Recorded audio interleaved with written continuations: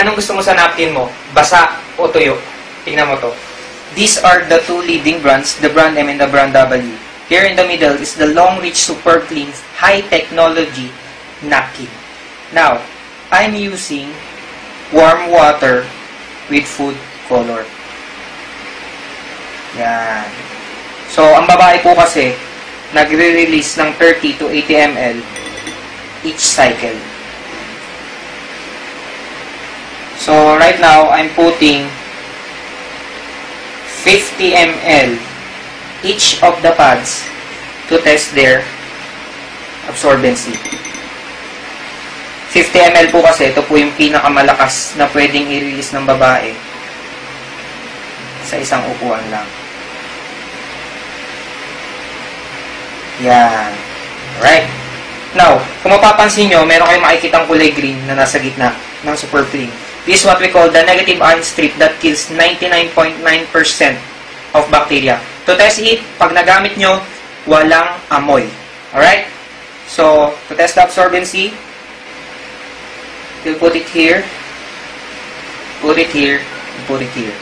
Now, other information lang po, the strip helps you to kill dysmenorrhea. Alright? This negative ion strip. Now, ang babae, uupo. No choice. So, kapag upo po ng babae, didiinan natin, yan po yung mangyayari sa kanila.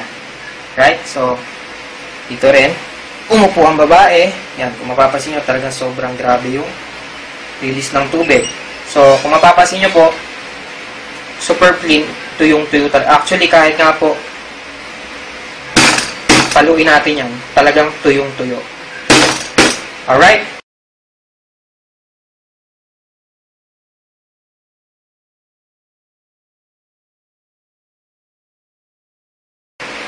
Lalagay po natin dito.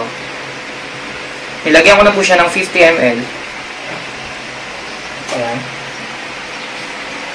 Pero kung mapapansin niyo po, unti-unti niyang ina-absorb yung tubig. Alright? Kasi this material can absorb up to 250 ml. So, ang babae, mas makakatipid.